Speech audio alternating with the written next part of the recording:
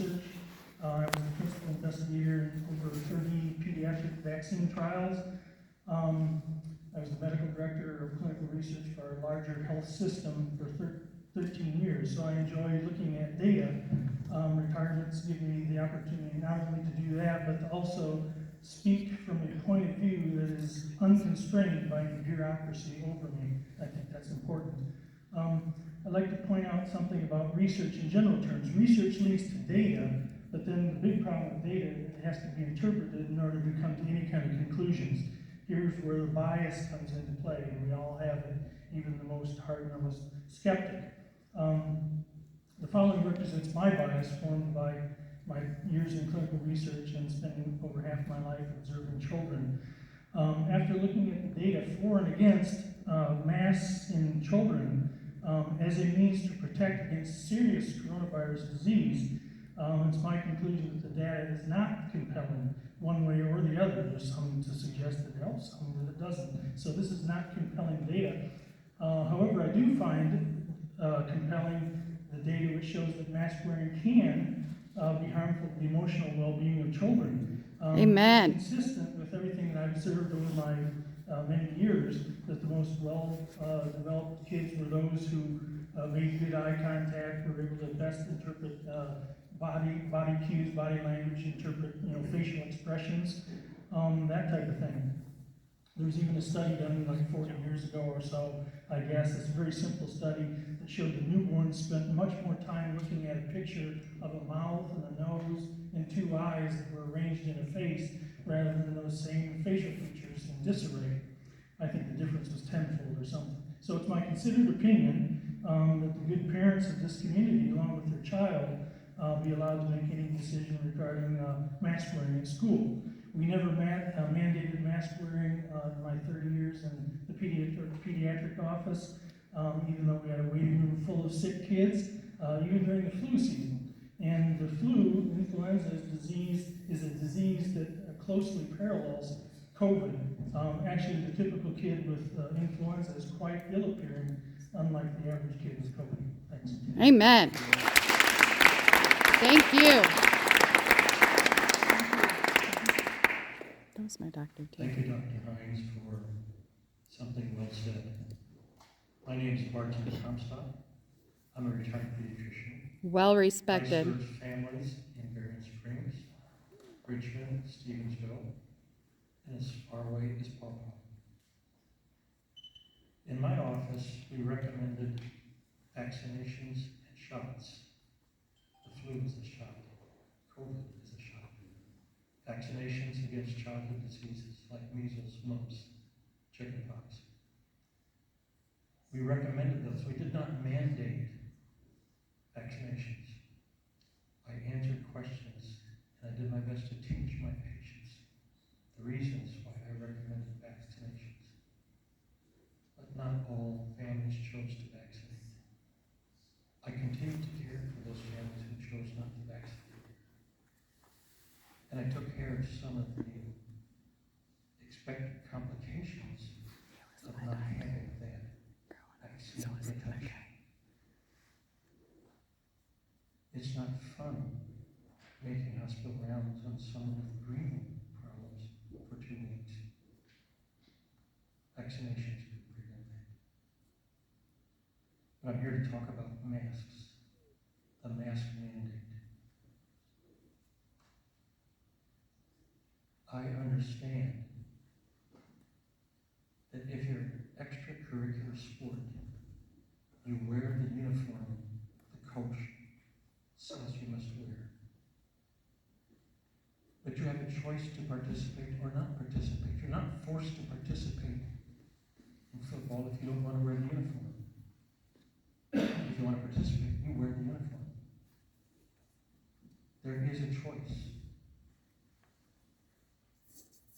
But if masks are mandated, there is no choice. You either wear this mask or stay home. Staying home is not a good choice. Education is a good choice, and we just heard tonight. Education is a good choice. You don't learn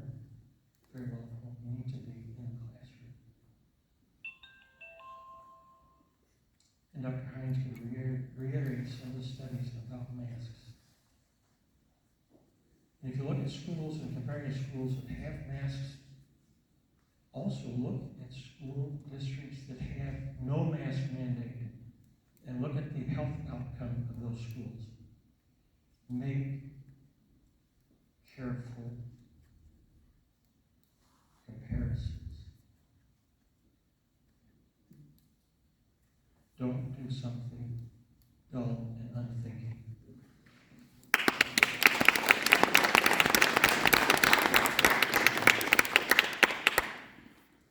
My name is Ryan Gambler. Pleasure to meet everybody.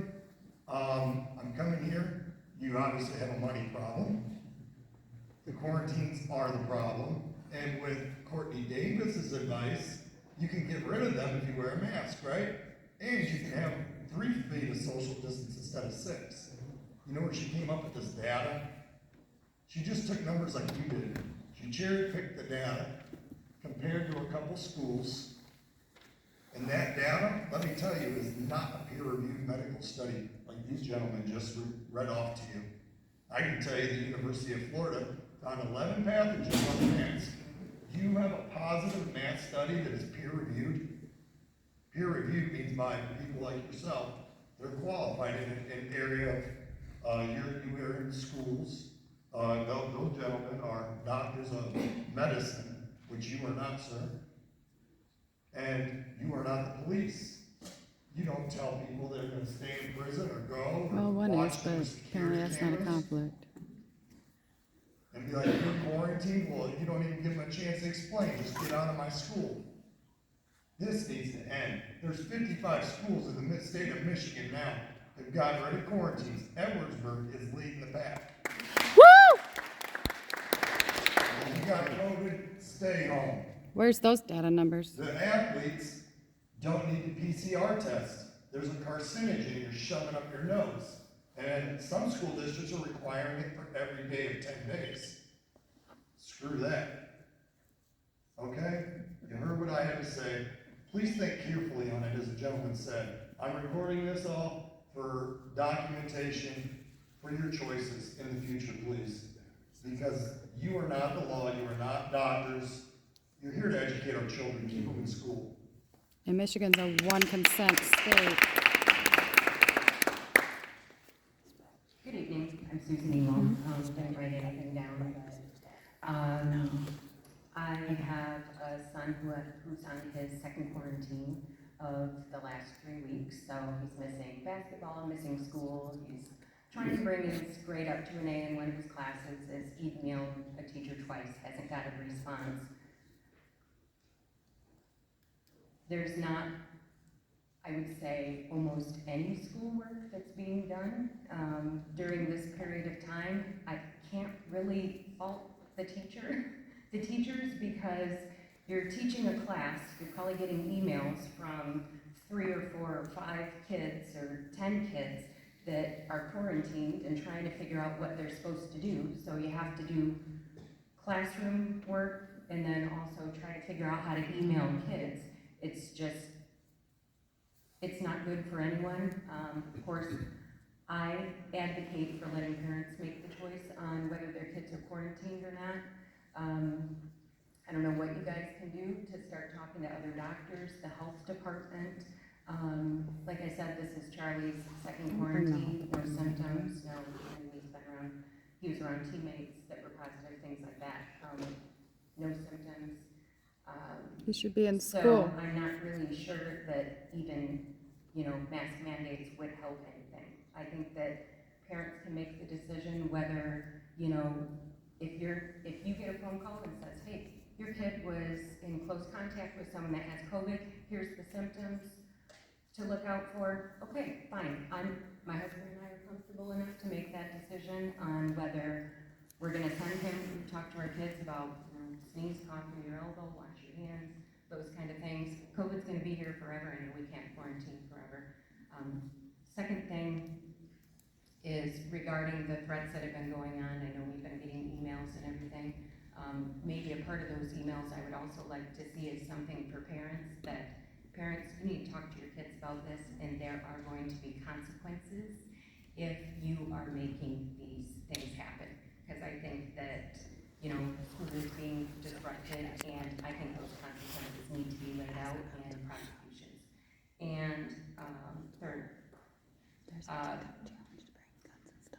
I've seen a lot of school boards in this area, and there's not a lot that's pretty, and if anyone is advocating for recalls, I will fight against that. Thank you for everything you do. I appreciate each and every one of you and your time.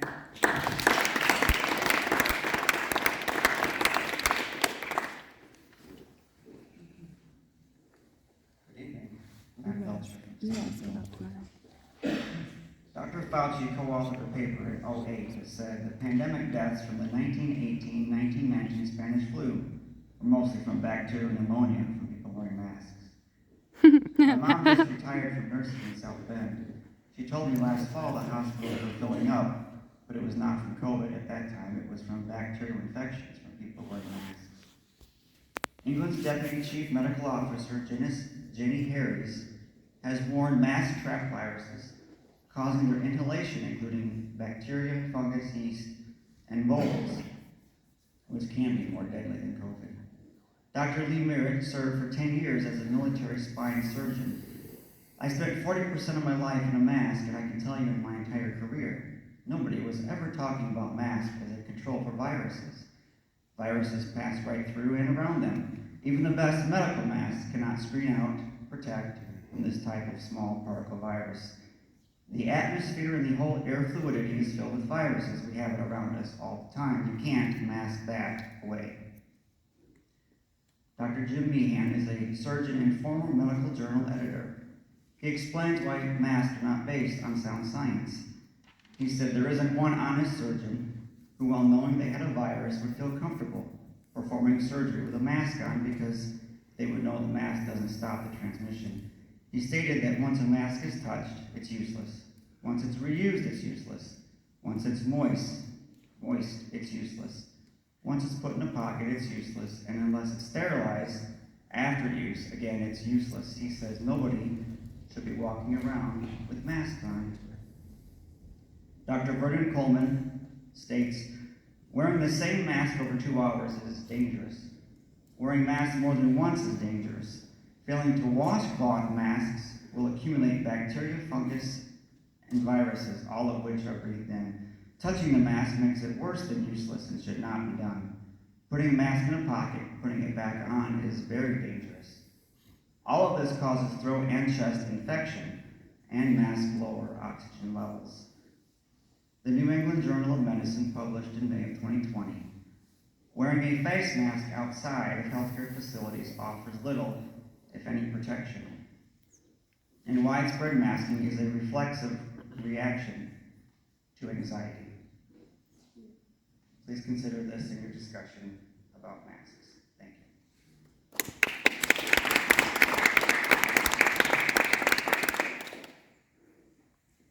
Good evening.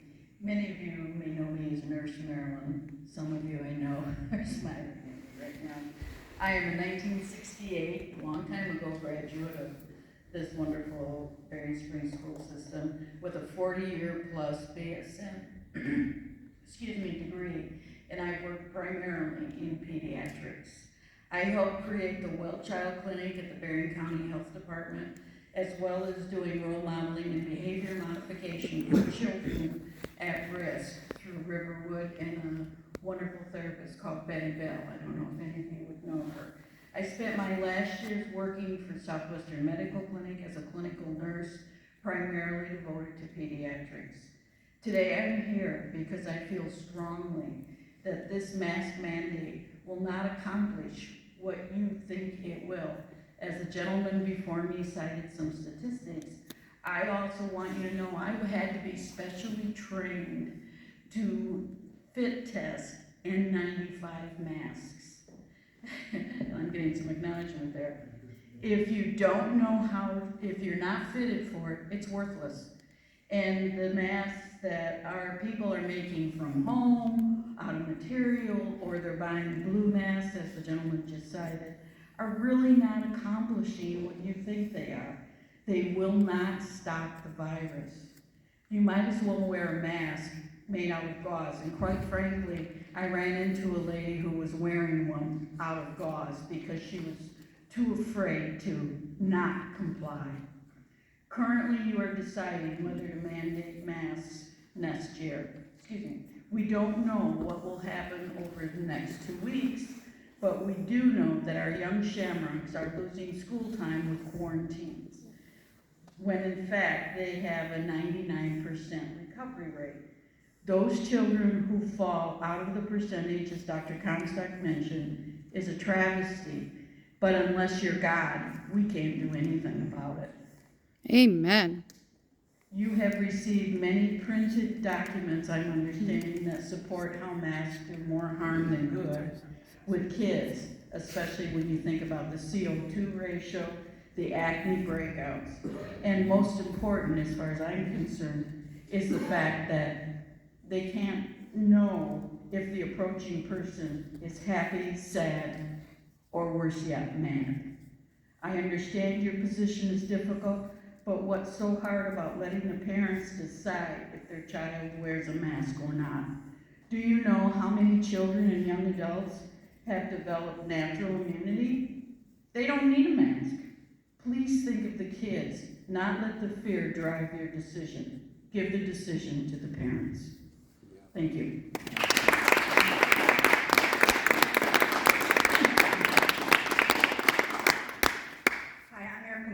I stood up here before school started and talked about how my 9-year-old hated school because of masks. This school year has been his favorite because he didn't remember coming to school without a mask on, and now he's happy and his speech has improved and it's been amazing. But what I want to talk about today is not whether you decide to put them back in masks, but I want you to think about the school districts that had to close because of threats. Those schools were masked schools. Those schools are kids who are hurting mentally and emotionally. They need the chance to get help. And if we mask our kids again, those kids who are on the verge of not knowing where to go for help, they just keep acting out. I don't worry about my kids. We have a very open conversation. We talk about the good and the bad and the ugly of the world. My 15-year-old and my 8-year-old. But what I can tell you is that our kids mentally hurt, our kids are academically hurting, and we as parents are where it starts. So you guys can make mandates, you can choose what you want to do, but we have to get our kids mentally better. And I've seen that with my kid this year. He is night and day from last year. So I just ask you guys to please, please, leave things the way they are, but stop these crazy quarantines. I work I'm a banker. I work in an industry where I'm with the dirtiest product ever. I touch money all day long. We have people who get COVID, sure, but we don't make everybody in the branch shut down and go home. We keep serving the public, and our kids deserve that same chance. Thank you.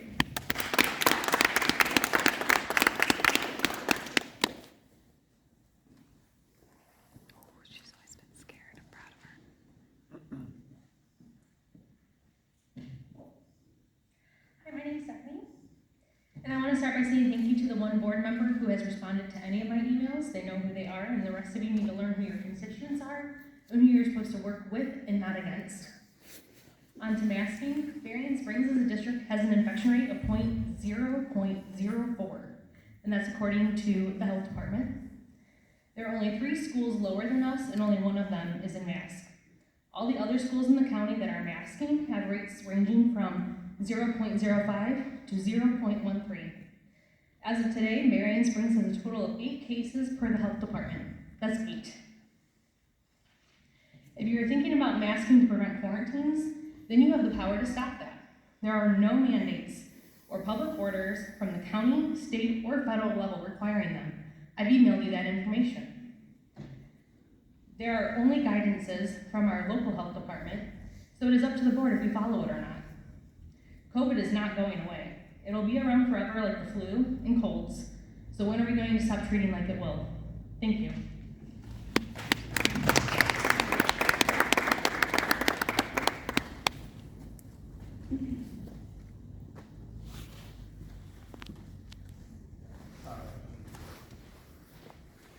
Good evening.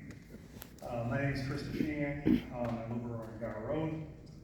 I'm going to alter my speech a little bit because, as far as I understood earlier, that we are not discussing masks tonight, and we moved that, we tabled that for the point forward. But I do want to bring up something, and it's come up twice tonight, and it has not come up enough. In the past 18 months, if they've proven anything, it's proven that our students need to be in school, learning, socializing, and growing, maturing together. I truly struggle with what I'm about to say, and that's why I wrote it down, so I would not go off on a tangent here. But I find it absolutely unconscionable that we're here discussing a 3 by 9 inch piece of fabric, okay? And we're not going to really get into the meat of the school threats, the school district lockdowns, and the mental health of our children. We have multiple schools within this county right now, right down the road from us, currently not holding in-person instruction, or others like we have, jumping back and forth from lockdown to lockdown to address each and every one of these threats. And please do not hear me wrong, each one must be addressed. For those that do not understand the impact of the pandemic on our kids, the isolation that has arisen from it, and the inability of adults in their lives to hold opposing points of view, this is the fallout. We now live in a world where my kids have been trained how to blockade a door, listen for specific threatening phrases or themes, and endure multiple types of drills that all increase the anxiety in both our buildings, the staff, as well as the students. And yet, I would not bet except two, so thank you, individuals in this crowd tonight are here concerned about that. We are worried about a mask that has been tabled for this evening. Thank you.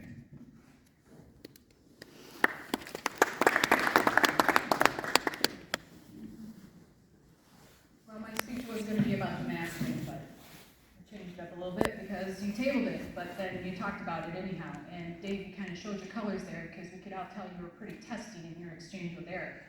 But what I have to say is here we are again, with this board being given the opportunity to show that they stand with and for the parents and children in this community to give them the best education we are able. You are not elected to be the busybodies and to take over decisions that have always been the rights and responsibilities of parents, especially ones that involve medical decisions on behalf of their children. Parents know their kids best, even if we are not perfect at it all the time. I amazingly had a staff person at the school tell me that he thought what was best for my daughter. What was so amazing was that he was a 30-something bachelor with no kids, and at that time, I had been a mother for almost 20 years. And being a woman myself, I probably had a handle on what a 16-year-old girl might be thinking or going through. Been there, done that, as they say. That 16-year-old now works for the U.S. Senate in Washington, D.C. My oldest got a double bachelor's degree in microbiology and physiology, and tomorrow he gets his master's degree in physiology. And my youngest is now at the United States Air Force Academy. I guess I was an okay mom, maybe, from that. Maybe I know a little more what's good for my kids than you would. We are facing the same scenario today. We have parents here who do love and care for their kids and are happy to take care of those pesky medical decisions and let the teachers do what they do best in teaching. As a sidebar, I will qualify that to say as long as they aren't trying to indoctrinate kids with racist CRT or diversity, equity, and inclusion propaganda. I know there's many of you on this board who don't like me. I don't care. I don't care that you don't like me. I do care that you do right by the parents of this district and thereby do right by the kids. You must make masks, quarantines, and I have a little fear that why you tabled this is because vaccines are coming. Those need to be the sole purview of the parents and their choice only. Again, all the recommendations from the county health department are just that, recommendations. There are no mandates. We all have emails from Guy Miller himself stating that to several parents. And just as a side note, I'm pretty disgusted that you did your presentation even though you tabled it. Everything that Dr. Bruce talked about with the quarantines and kids missing because they're quarantined, not once does anybody ever tell us how many kids in quarantine get sick. They're all healthy. They're missing school, and this is ridiculous. Parents are tired of the lack of transparency when it comes to these quarantines.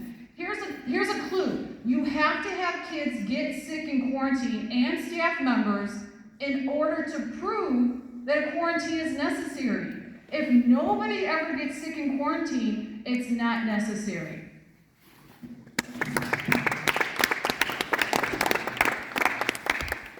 Go ahead.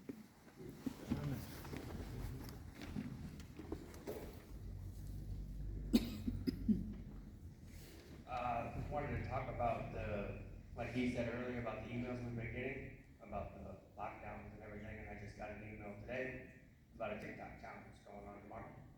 Are we worried about that? Are we doing preparations or plans in place? You're just gonna take your kids while they're locking down. But is there? So, well, we're cautious. We're keeping our kids home. I can assure you that my department is taking it. Yeah. I'm just saying, in precautions, we're gonna keep our kids home tomorrow because it's one day before Christmas, and we're gonna get information and it keeps constantly happening. That was a conflict of interest. You're here as a board member, not a police officer. Just so you know. Hello. They're gonna bring guns to school. 10119 Rangeland Road. I wasn't gonna share, but I did write something down, so I'm gonna go ahead and share it. I'd just How like to many share of some our logic, students facts, are and hunters? science with you. But sadly today, this has simply come to mean I want to tell you what my side of the story is, or I want you to know what I think. So instead, I just want to say, we live in a politicized, divisive, spirit controls our nation, from federal government right on down to the local school board. And it's come upon, and this has not come with a trickle-down type of thing. It's been more of a rushing flood of water. The sad thing is this: we live in a society and a world that is controlled by lies, misinformation, and fear. And that misinformation and lies is on both sides at different extremes. We live in a society and the world that wants to divide and destroy us, a place where half of the nation is censored, half of the debate is not even heard, nor people allowed to speak. Half of the voices cannot share their views on social media without being censored or deleted. And that breeds only more anger, bitterness, resentment, division, suspicion, and skepticism. We're now living in a nation in which rioters can burn, destroy, and threaten lives of people and livelihoods, and it's merely called freedom of speech and expression, while parents exercising their freedom of speech and their God-given rights to attend board meetings dealing with their children's lives are called domestic terrorists. And I'm not saying that here because I know many of you up here, and I know your hearts, and I know that you care about people, even though we may disagree on things. We live in a place where there's really no room to live and work together because we're divided into oppressors and the oppressed, Democrats, Republicans, woke and unwoke, pro and anti-vaxxers or maskers, rather than, and here's the key, one nation, one group of people striving and working together to achieve life, liberty, freedom for all.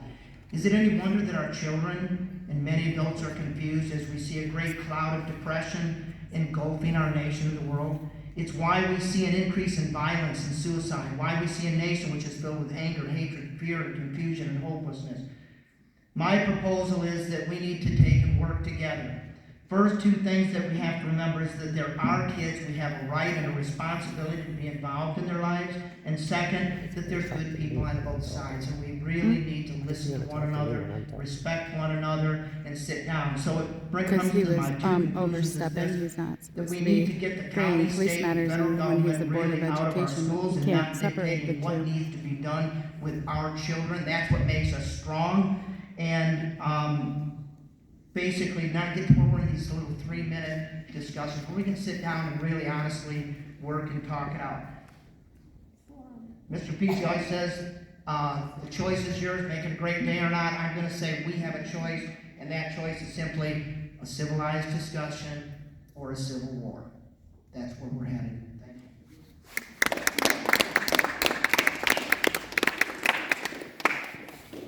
you. Hi, my name is Sean Hill. I just wanted to start off, from what I understand, the tabled part of the mask that was posted to the parents' website or something. So I just wonder how many parents probably didn't show up to voice their opinion about that once they found out about that. Just curious, you know, I bet you there probably would have been a lot more parents here, you know, voicing their opinions. I just want to thank you, your community, right here, your school board, two of them in particular, Ms. Kegley and Mr. Stout. I want to tell you guys here at Berrien Springs, you guys are very lucky to have these two on your board. Absolutely. I really believe that firmly. And I've seen them talk and give some speeches elsewhere, and they're very informative, and I believe that's important to all the residents of this community, and they are resonating, because there's a lot of parents here that are pretty upset about this mask mandate. My child goes to one of the schools I'm sure Dr. Bruce was comparing your numbers to.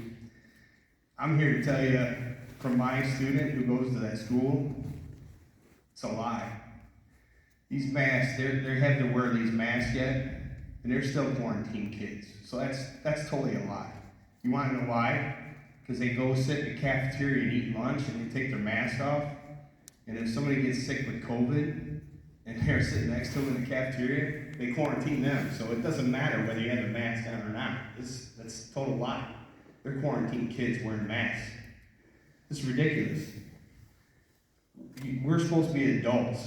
And I'll tell you what, a lot of these kids are growing up real fast. My daughter, she's a freshman, she's 15, God love her. She was one of the girls at the beginning of the school year where, you know, it's just a mask, Dad, whatever. Lately here, she's starting to get a little ticked off about it. She sees her friends at Niles not wearing them because it's optional at Niles, friends at Edwardsburg not wearing them. She's like, why do we have to wear these things? I said, exactly. So they're even starting to be able to tell, you know, they're even starting to figure it out too. And for 15 years old, that's pretty darn good. So who's the adults in the room now? I think our kids are getting farther advanced on that than you guys are up here. Mr. Eichberg, I want to point out to you too. Back in the day, your brother, God love him, Arnold, and I played a lot at my grandparents' farm. We did stuff that we could have probably not even survived, you know, as kids. But your brother was the happiest-go-lucky guy that I ever knew, Arnold. And my thing is, let these kids be like your brother, happy-go-lucky kids. Let them live their lives. Just let them live their lives. Thank you.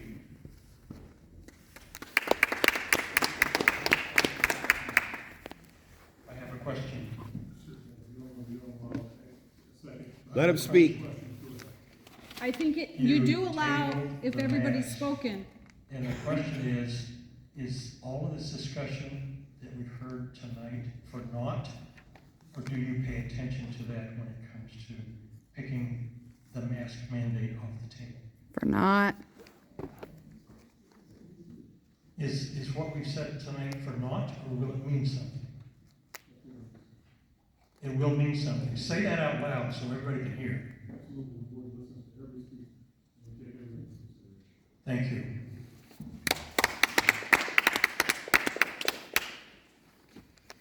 Hi, I'm Brooke Rose-Spearsky. I have 3 kids. I live here in Berrien Springs. You say you take it into consideration, but here we are again talking about a mask mandate that you guys voted that we would not put back into place unless there was an order or by law. And now here we are again having the exact same conversations that we had how many months ago back, what, in August or September? We shouldn't be discussing this mask like that gentleman said. We should be focusing on these threats. We should be focusing on these quarantines. This shouldn't be a discussion. How many kids, I mean, I can't, how can you be okay with sending these healthy kids home day after day? They are missing out on their education. My kids have already been quarantined this year, and you know what? They don't come home with any work.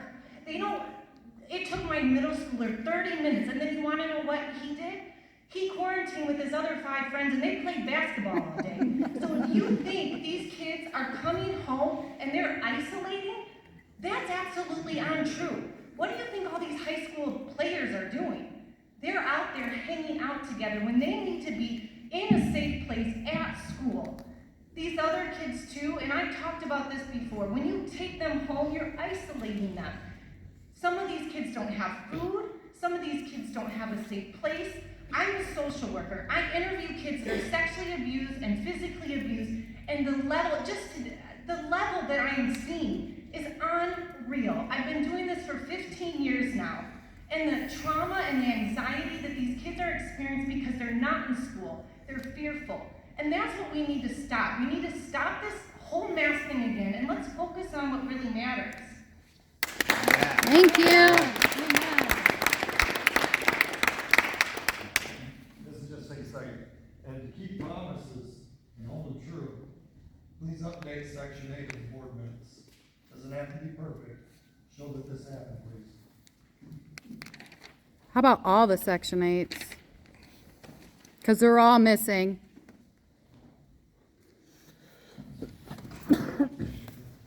Okay. Moving on now to item number